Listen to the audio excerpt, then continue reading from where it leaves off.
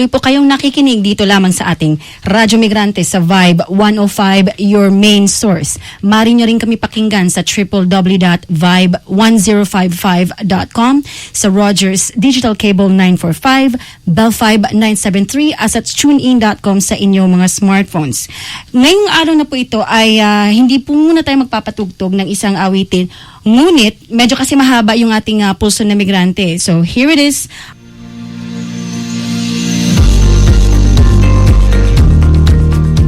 This has been definitely colonized mentality to divide and conquer and pit parts of ourselves against each other and then to stand back and watch as we self-destruct. The question I was thinking about is how do we resist these systematized modes geared towards our disintegration? We really need to keep our eyes open and our ears attentive to the voices that sit at the intersections, and we need to elevate them. It really breaks my heart to hear from friends who identify as Muslim or Latina, Latino, Latinx, brown, black, queer, trans, any or all, and how they walk through the world differently every time they hear about this shit on the news. The fact that we are constantly adjusting parts of ourselves when we move through different scenarios in the system is just exhausting.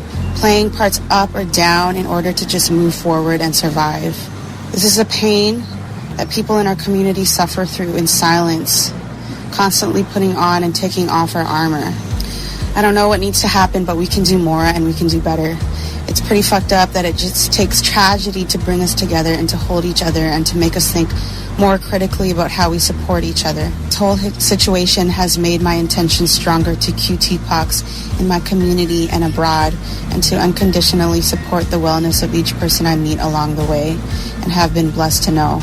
There is a need for education and connection between different communities, and a need for more spaces in our community for healing, to just come together and hold each other, to see each other and acknowledge each other's existence, and to be like, I see you, I have you, I got you, I love you, and I stand with you.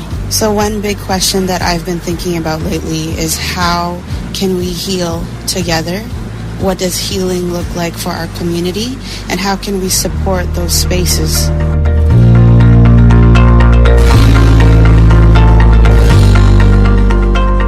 Queer and trans Filipinos need to be there for each other so badly. A lot of LGBTQ organizations, they just don't understand the cultural complexities that are part of our identities, and they don't get how race and colonization and shadeism, all these issues are just as relevant to who we are as our gender and our sexual orientations. But on the flip side, Filipino organizations usually aren't queer inclusive, let alone trans inclusive.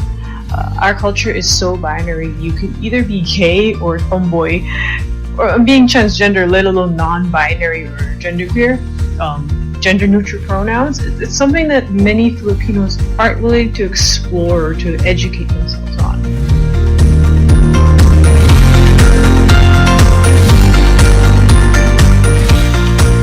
Pride is a party where we all show up injured. Something has been survived to get there.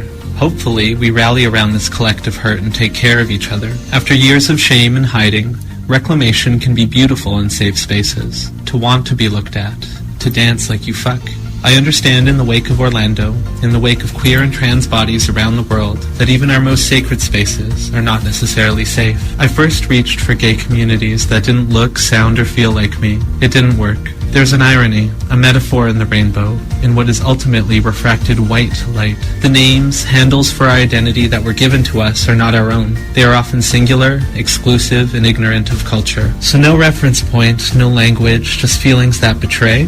Stigma is silent and heavy where I'm from, and I first cried under the weight of it, reaching for the wrong toy. The Western words and legalities don't fit, don't describe what is happening to the people I love around me. I had no models for how men can love each other, whereupon I first depended on the broken, gendered relationships around me. We're so deeply hurt, and so badly need each other, without always knowing or recognizing love when it arrives now. There's a lot of words for who and what I am, and I've claimed none of them for myself, except for queer.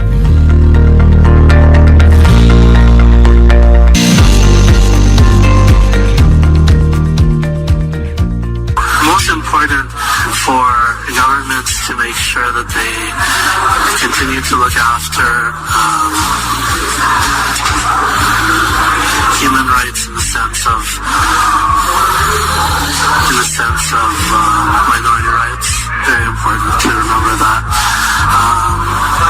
I think that's really the most important thing, and that if we want to get anything out of this tragedy, not necessarily gun control, but more freedom and liberty for those who are oppressed the most.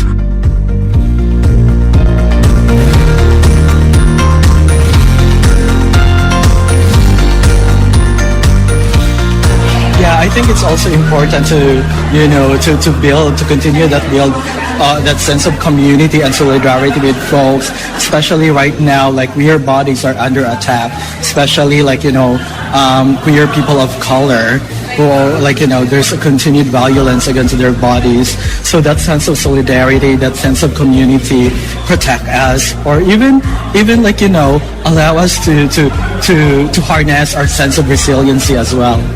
So, kailangan natin maintindihan that, it's no surprise na yung may mga ganyan na attack. Like, even the attack or violence against LGBT does not only happen outside. It happens within our very own community, Filipino community.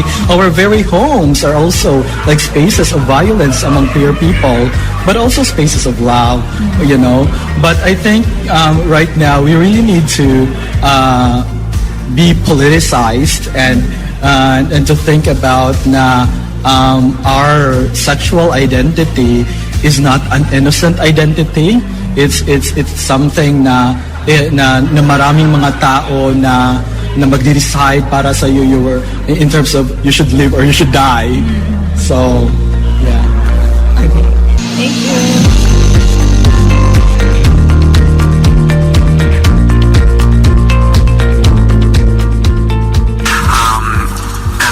Racialized community member agency, we feel that any form of stigma, discrimination, and anything that tries to divide communities based on misinformation, misunderstanding, based on values that are in contrary to inclusion, are things that we don't support. So,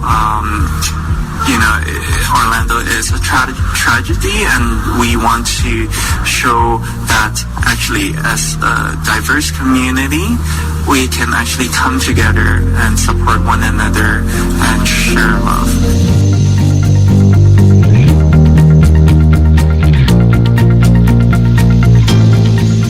This is a message for my queer and trans Filipinx folks who, for whatever reasons can't make it out to Pride and can't celebrate.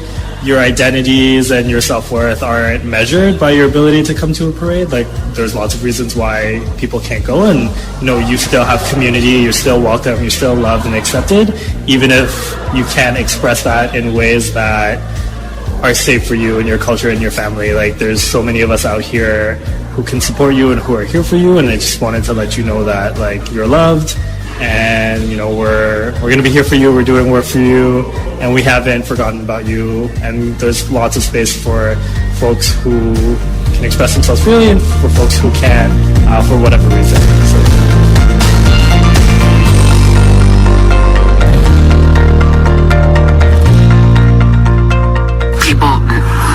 should not be using what happened in Orlando as an excuse to justify Islamophobia.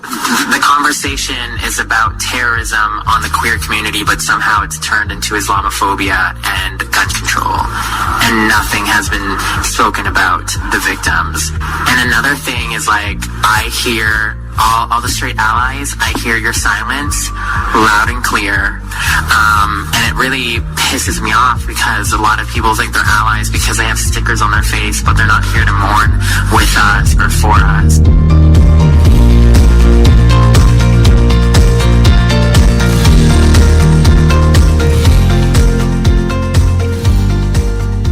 This coming Pride celebration, let us scream louder and be prouder of who we are as a proud queer person of color. To our allies, march with us, be out with us, claim the streets and come together in making our voices heard in our fight against hatred and violence. Dance with us, sing with us, and claim the space with us, and fill it with love and kindness. Let this Pride celebration serve as a reminder that this event was built on respect for human dignity and human rights. Let us look out for each other and continue to support those who are marginalized because of their gender and sexuality. I am Filipino, I am gay, and I choose love.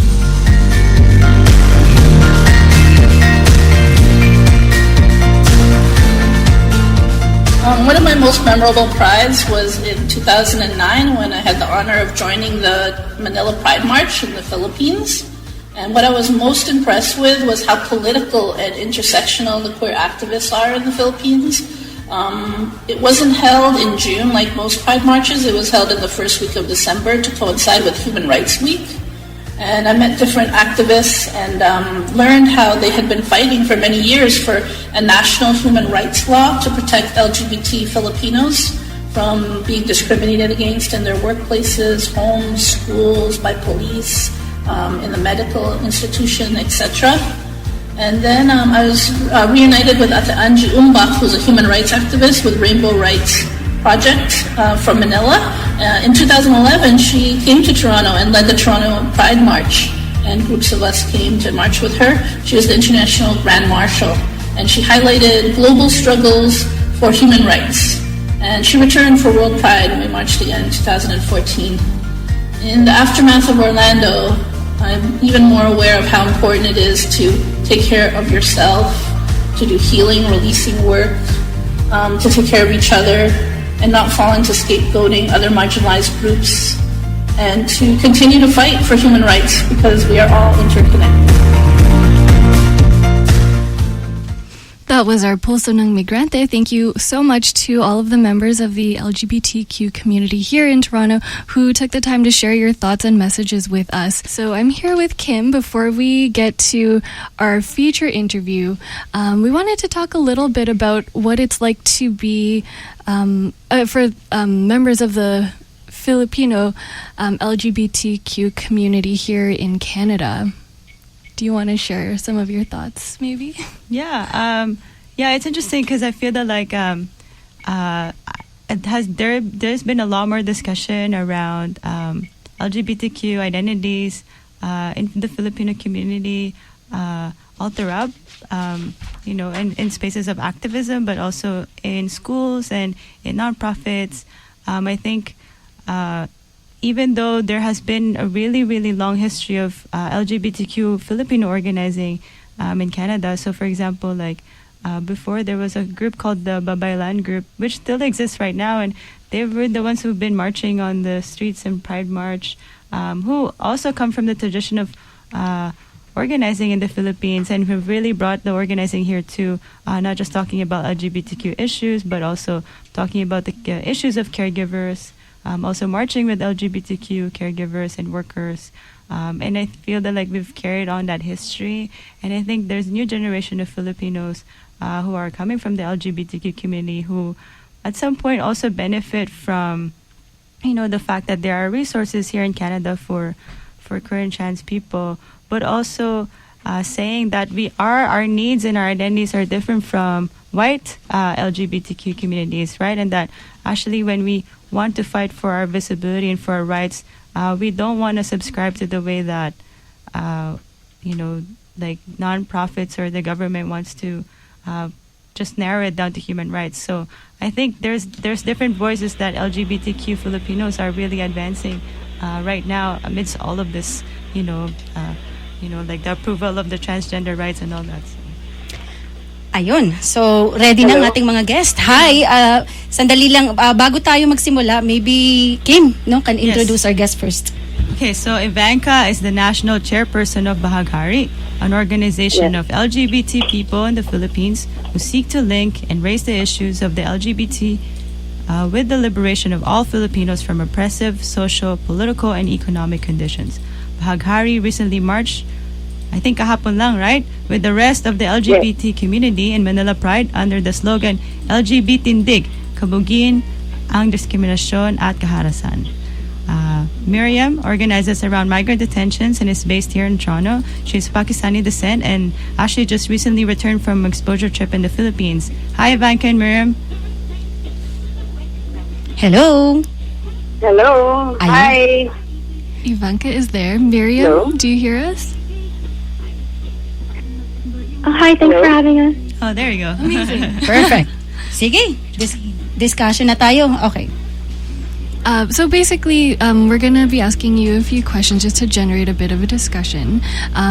So we're going to start by asking a question. We'll have Miriam speak first, if that's okay, and then we'll have Ivanka followed after.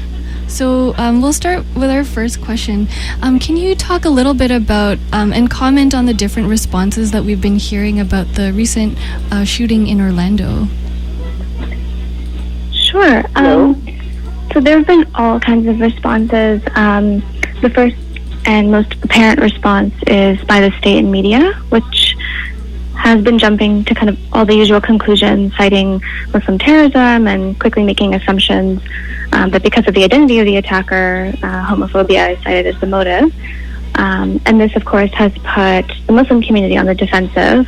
They're kind of in a constant state of asserting their humanity and their openness to LGBTQness, and then distancing themselves from any kind of anti-U.S. sentiment. Because, of course, anytime there's an assumption of terrorism, there's always a backlash being faced by Muslims in the Western world. Then, of course, we have Democrats in the U.S. who have taken to protest tactics to push for gun control as the solution to preventing mass shootings. And then lastly, there's the queer community all across North America that's really consuming this like state narrative of information and has been put in a state of like shock and public mourning.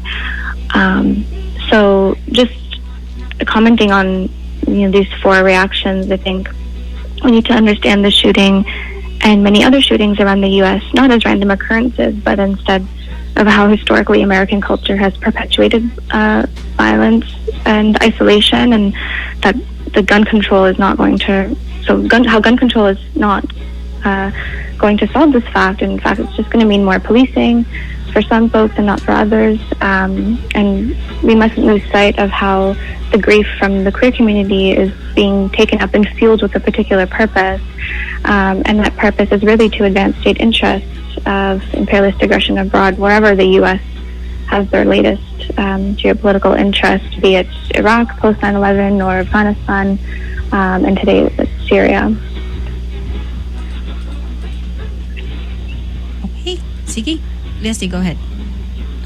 Same question to Ivanka. If you can share your thoughts about the responses to the Orlando shooting.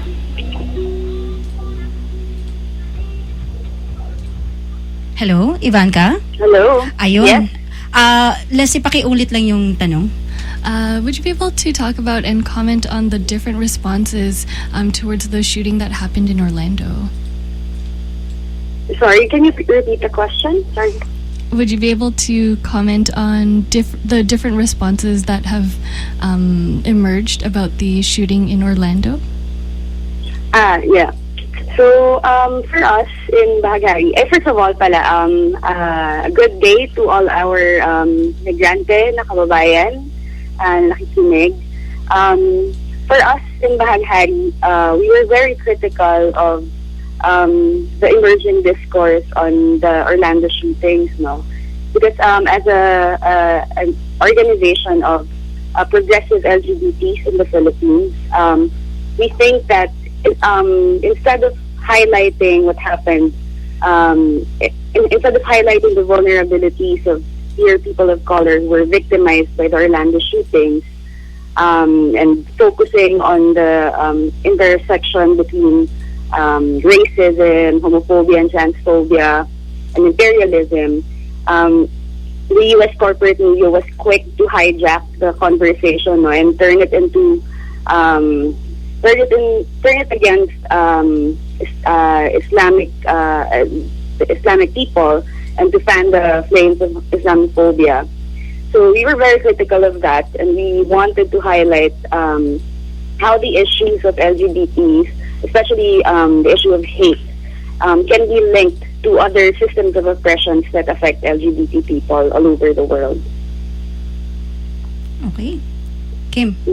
Ako magtanong? Yeah, go ahead. These are really great. So earlier we just read on the news section of the radio show that the Pentagon just announced that it will allow transgender people to openly serve in the U.S. military. Given the intensifying U.S. wars of aggression, how can we understand or learn the shooting differently? So Miriam?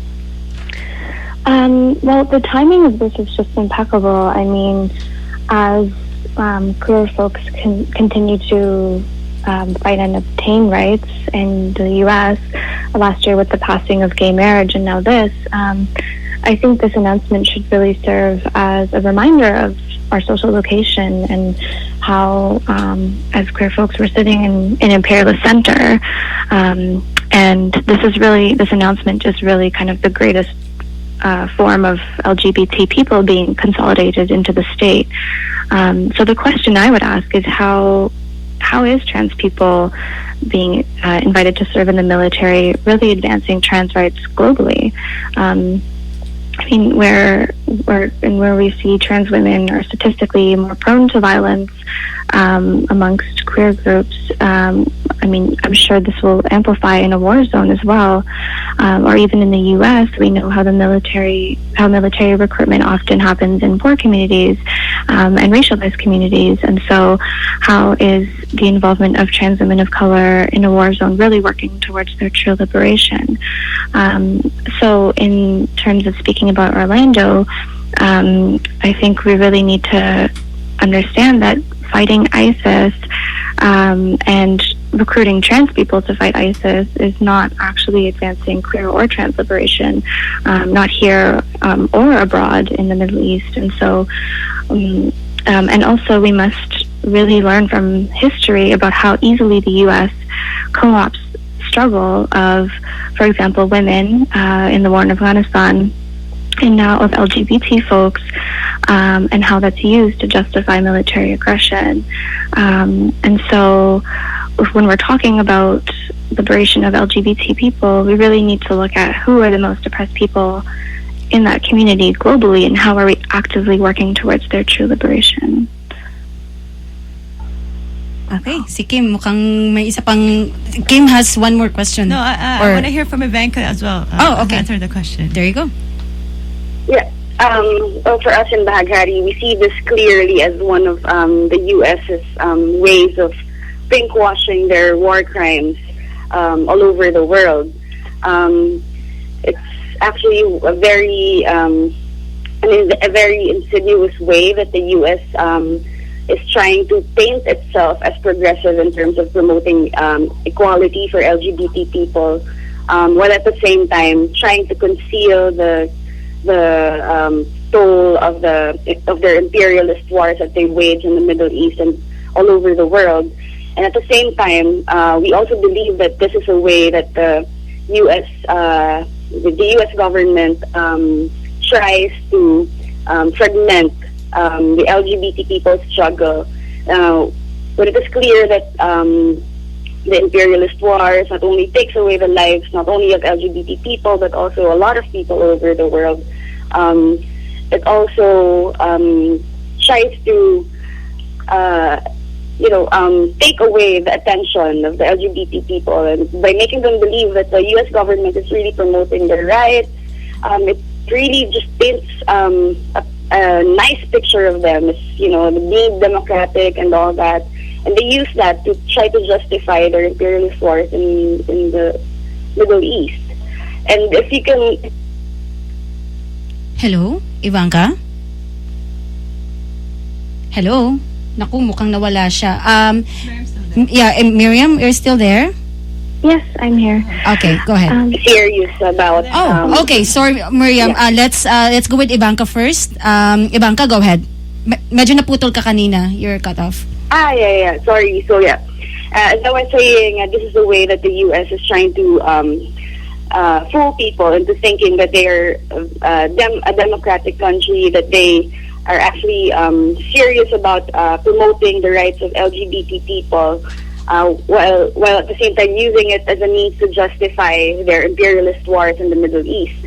But if you look back into what happened with Jennifer Laude, who is a trans Filipina murdered by Joseph Scott Pemberton, who was part of the U.S. Navy, and the way that the trial played out, and the way that the U.S. is trying to downplay the role of the military deal with the U.S. and how it is very unfair for the Filipino people. You can see that they're not really serious about it. And right now, actually, since it's Pride Month, you can see that the U.S. Embassy tries to be welcoming of LGBT people by hosting Pride receptions, when really they haven't really done anything to make sure that Jennifer Laude achieves justice. Right. Okay. So, now that we've talked about looking at it differently for Bahaghari and also for the organizers here in Toronto, what do you think? Where should we go from here? What needs to be done? Well, I think that yes. Miriam Muna. Miriam Muna. Sorry. Okay. So yeah, I really appreciate Ivanka's response about this attempted divide being created between the LGBT and the Muslim community, and I think we can really see how one is being pitted against the other in this reaction. I think this conversation really speaks to the need for us to build a mass movement, of course, around the root causes of these issues. And in all our organizing in Toronto, we should be using this incident as a starting point to have conversations and embed an anti-imperialist analysis in all of our work. So, for example, in my work around migrant detentions, we can directly make links to why people who are economic migrants or refugees, why they come here, and to how an event like this is being used to fuel more violence and more displacement in our home countries. And with queer organizing, again, when these things happen, we should take advantage of these issues to have conversations, look at the bigger picture, and fight. Again, be fighting for the freedom of the most oppressed nations of the world, because sitting in an imperialist center, we are, even though we're queer and even though we're Muslim, or we're queer and Muslim, we're actually among the most privileged globally. And as queer diaspora from the global south, I think the queer racialized community here really needs to actively work towards the liberation of our home countries, and that's when we'll really all be free. So that's my answer. Ivanka? Yes. Well, I think that what happened, what we see as a response to the Orlando massacre and everything that's happening lately, I think that all these serve as a challenge for LGBT organizations to try to link and grace their identity-based oppressions with the oppressions that are being faced by the Filipino people, for instance, here in the Philippines. It's time that LGBT organizations look beyond their own experiences and try to recognize how their oppressions are actually rooted in the political economy of imperialism, and try to start a conversation about it and raise very critical voices against it. Okay, so I'm enjoying this conversation so much, and I wish we can just have a 2-hour special about it. But any last words from Miriam and then Ivanka? No, just thank you so much for having us and for bringing up this perspective. I think it's something we haven't heard a lot of in Canada, and especially amongst the queer Muslim community here. So I just wanted to thank you folks, and I really hope that we can continue this in the streets. Ivanka? Yeah, thank you very much for inviting us. If you want to know more about the work that Bahaghari is doing, just visit our page on Facebook, facebook.com/officialbahaghari. Yeah. Ayun. Okay, thank you so much, Ivanka Custodio and Miriam. Thank you so much for gracing us here at Radyo Migrante. Mabuhay kayo. Long live. Thank you so much. Thank you. Thank you. Bye-bye. Bye. Ayun. Ayos. Unfortunately, we don't have much time para to discuss further. Pero what do you guys think? I find it very interesting because I can't say na I know everything about LGBTQ community and because I don't. Pero marami akong natutunan in terms of the discussion today.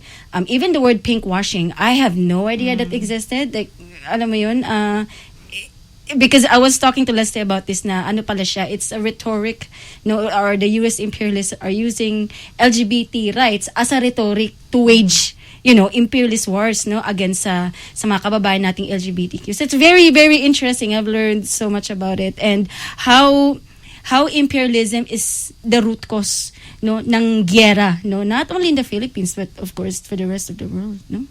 What do you think, Leslie? Kim, go ahead, Leslie, if you.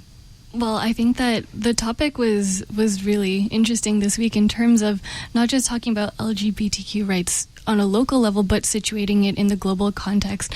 And as you were saying, in terms of for example, in our news, the U.S. announcing that transgendered people will be able to now participate in the military openly, I think Miriam brought up a good point that it doesn't necessarily advance the struggle of transgendered people.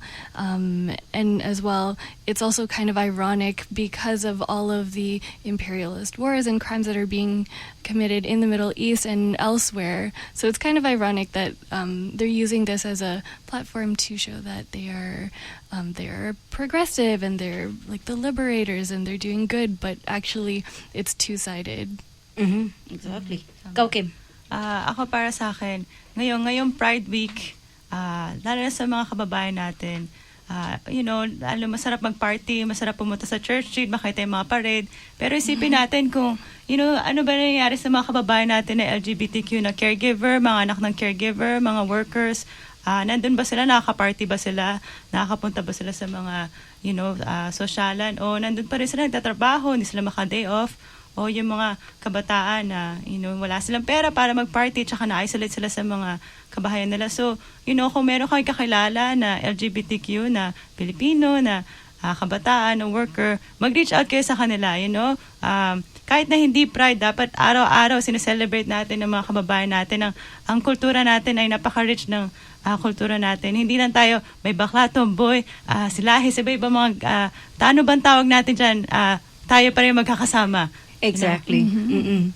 So yeah, it was a great conversation, and we look forward continue to beyond the radio. Radio is one of the platform, pero syempre yung organizing din natin with the LGBTQ community. Kaya mabuhay ang ating mga kababayang LGBT at saka mabuhay tayong lahat. Mabuhay. All right. So isang bagsak siguro isang bagsak tayo para sa ating interview ngayong hapon.